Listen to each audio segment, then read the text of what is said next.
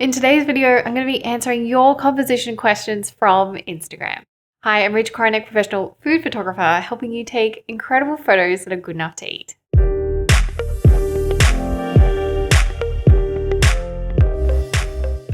So the way this is going to work is my husband, Matt, is behind the scenes. He's going to be asking me your questions. I haven't seen them yet, so it's going to put me on the spot, and I'm going to answer everything that we have to talk about composition. How and when does composition come into your planning process? I would say the composition comes in stages, multiple stages. So I don't know exactly what I'm going to do straight off the bat. I might find a concept, I might be shopping for ingredients. I might see something that might spark something along the way. So I'd say it's like a layered approach. There would definitely be things I would be thinking about, like props and backgrounds and color theory, heights, what angle. So all of those things are going to be running through my head at the beginning. And that's kind of where I'll start. I'll also have my go-to techniques. I've been doing this long enough that those feel ingrained in me and they just sort of come out. So I would be doing those. If something wasn't working, that's when I take a step back and I would probably think I haven't used this in a while, or I jump on Instagram or the internet and have a look at some inspiration images and try to think what are they doing differently, or what do I like about this photo and how can I incorporate it into mine? So, and even then when I've got the hero shot, I'll be if I'm really pumped and this is awesome, loved it, I'm on a high, I will just keep going and trying different things. So I'd say it's a layered approach throughout a photo shoot. Unless it's for a client and they're so specific and they've sent me a thing and they're we want you to recreate this, then it's kind of done for you. So how do you get over blocks? I'm struggling to come up with new innovative ideas lately. I think we're talking about creative blocks.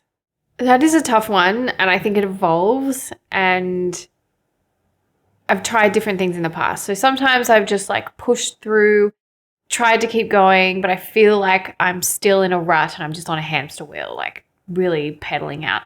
Sometimes I'm able to take a break, but we can't always do that if you have ongoing client works and stuff like that. It's really hard to do. During, pandemic lockdowns, a lot of us had our creative inspiration taken away. So it was a long time that we felt like we were in creative ruts. So one thing I would say, thinking about that, is to get over it, I would just, or I've tried to do something different. So one of the biggest things was learning beverage photography, and I got really into it because it was something new, it was different, it was exciting. I find that I get into ruts when I am doing the same thing over and over. It's the same composition, the same food, easy, safe, same props.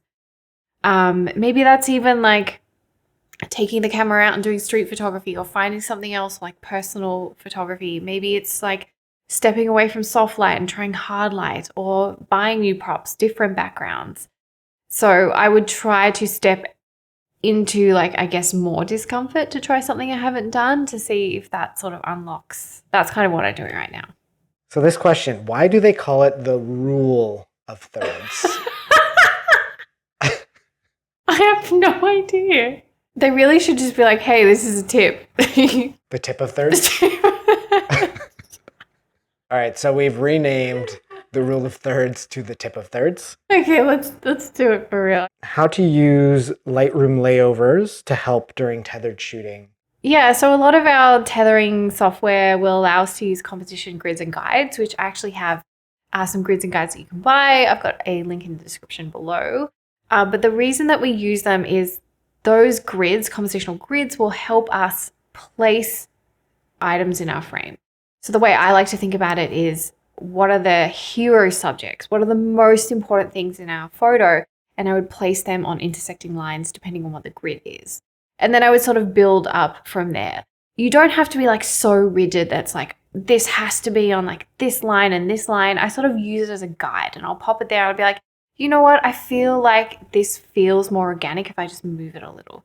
And so you can use that in a live view to place things, but then also after the fact, you can use those grids to play around with cropping and see how it feels. Okay, next question. How do you set the scene when you have big elements like a cake stand or a whole cake / pie? I mean, I think your scene could be much bigger than that, but I get it. Depending on what lens you use and how far away, those things can take up all of the frame.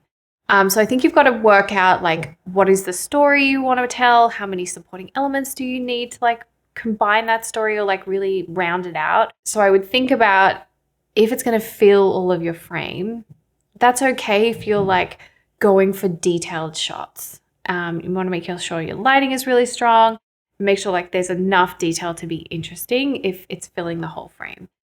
If it feels like there's not enough balance and the symmetry is off, then you could try like changing orientations like portrait or landscape or like moving further back from the scene so you have more negative space, more things to play with is how I'd approach that.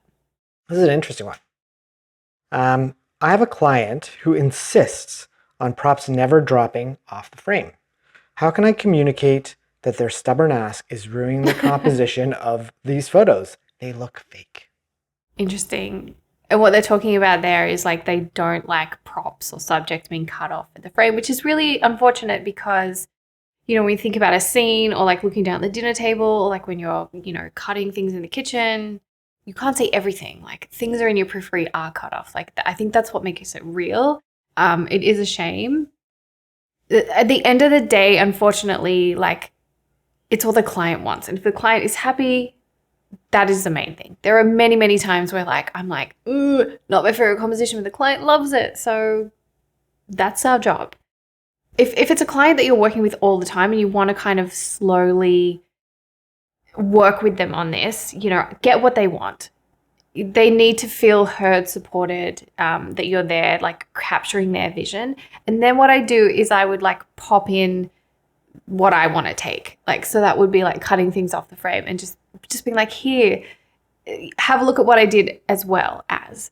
And like, if you're working with them enough and you kind of do that enough, you might warm them up to the idea that like, this might look good. And then there could be an occasion where like, they see it and they're like, yes, actually, you're right. That does really work. You could just sort of take, instead of like going all in, like cutting lots of stuff off, just like slowly inch things towards the edge of the frame. You could also like get what they want, have the space around it, and then just give them cropping options as well too. That could be something. I don't know if I personally would try to educate a client that this is better in like an email sense. I think I would have to visually show them and just keep showing them time and time again. Hopefully that helps. Can I just add something? And if it's good, we'll keep it in. Such a cool question. And the first question that comes to my mind is like, who is the client and what is their brand? Because it's possible that their brand doesn't fully line up with your brand, and your brand might be a bit more organic with things on the edge of the frame, whereas their brand might be a little fake, or it might be a little surrealistic. Like if you look at commercial photography for big brands like McDonald's, like sometimes they shoot in a way that it's actually meant to be unrealistic. They shoot with a really wide lens and shoot up at the burger to make the burger look huge, and that's actually part of it. And so for McDonald's, that shot makes a lot of sense. I'm not sure if I'm allowed to use brand names, so I'm going to maybe bleep those out. But, you know, think about what the brand is, and just remember that as the photographer, your job is to really help their brand come to life. And so really having a good understanding as to what the brand is and what they need might help you actually agree with them and say, yeah, maybe for your brand, this does make sense. Now, you're also an artist. And so if you really feel like their brand would benefit from a different look that they're not a part of, I think all of the suggestions that Rach put together would really help. Was that good? Good points. By the way, I'm also a photographer. For those of you who don't know, I'm not just the guy behind the camera. A photographer, a gaffer, a sound guy, he does it all. This is a cool one because I feel like sometimes I've heard of other people doing this before. Do you sketch out ideas? No, I don't. I can't do that. It doesn't work for me. Great. Sorry.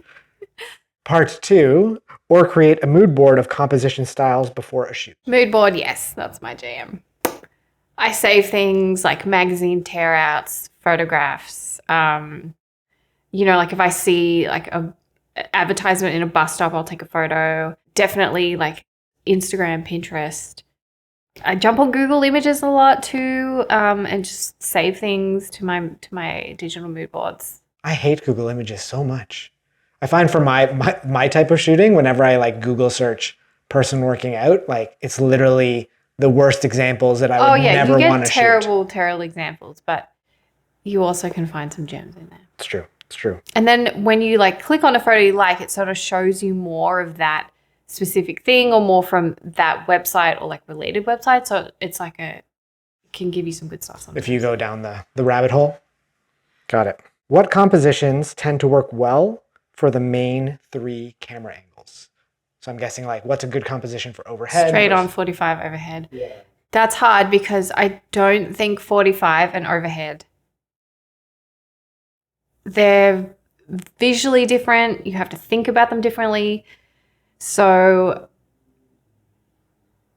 yeah, when I compose something, if it's overhead, I'm thinking about the bird's eye view. Like everything, you have to play with heights differently. You have a lot more space to sort of work with, like on an equal playing field, essentially, like the plane of focus. So that is very compositionally different to like a 45 degree. 45 degree, you've got height. You can play with different heights that aren't going to mess up, the feeling. But you don't have that level playing field either. So I actually think they're hard to do. However, there's many compositional techniques. So things like negative space can work for anything. Color theory can work for anything. There are composition techniques that work in camera, but then work like in your mind. No, not in your mind. I'm outside the camera, I guess. Like, the props that you choose, the backgrounds that you choose can work for either thing. So I think trying to identify what those are in camera and what are out of camera is going to help you say this composition technique, like color theory, is going to work for any of those sorts of angles. Scattering of crumbs will always work. Really, I would say layering, which layering for me is creating how many layers of interest do you have in the frame. Thinking about your composition at a macro level, like really making sure the hero food is strong. Those sorts of things are going to work for both or like all angles. As a follow-up, and this, you might not have an answer for this, I'm just making up questions as I go here. Do you have like a favorite composition grid or guide that you use for overheads? If I'm placing a lot of subjects, I like to use a dynamic symmetry grid if I'm feeling spicy. The 5 grid is also a really easy one to use. So I'd probably go with those two if I had to pick. Same question, but for 45 degrees. For 45 degree or straight on, at the time of recording this, I actually don't use as many placement guides. I like to compose everything through the middle ground with like a few things peeking in the foreground. I don't know. It feels more organic to me. I think you touched on it in the last take 2. I think you touched on it in the last question, but minimalist style that is still eye-catching and captivating. How? I think you have to work really hard to make sure that the amount of details that you have are just on point. Your lighting also has to be spot on. Minimalism is really hard to do if you don't have good lighting because it's just not going to be that spark is not going to be there. So your food styling has to be on point. You have to make sure that at the micro level, which I just got like the food, the hero food, there's enough interest for the viewer to look. That has to be so strong. So an image that comes to mind isn't a Negroni that I shot. It's just a black glass with red liquid, an ice cube, and a garnish, and that's it. But it is stunning because the lighting is good, because the liquid is bold. And then there's like color theory. We have color contrasts popping out the scene. You have this garnish and this big ice cube. So there's like a few interesting details to sink your teeth into, and you really have to go deeper into like finding what those are for minimalism, which I find is like such a fun challenge. How to be unique in your composition? If you think about composition, I don't know that you can necessarily, like color theory. complementary colors, blue and orange. Like so many people use that. So I think it's about the combination of theories that you use to help you get your style in conjunction with how you food style, your prop choice. Like what props do you like? Are they vintage? Are they rustic? Do they have lots of texture? Or are they very like straight edged? You know, are they trendy? Are they, you know, those like crazy cactus margarita glasses come to mind. Like what is your style with props? And then what sort of light do you like? Like soft light, hard light? You like shadows? The background choices that you have. That whole toolbox is how you stand out. So it's not necessarily just I use like 1, 2, 3 composition. So it's like fire grid, color theory, proximity. It's that whole thing. Did I say lens choice? And also the depth of field that you like to shoot at. A big thank you to everyone who submitted questions so I can answer them in this video today. If you enjoyed this format and you'd like me to do more videos, please drop your composition questions in the comments below so we can make the next video. Thanks for watching. I'll see you next time.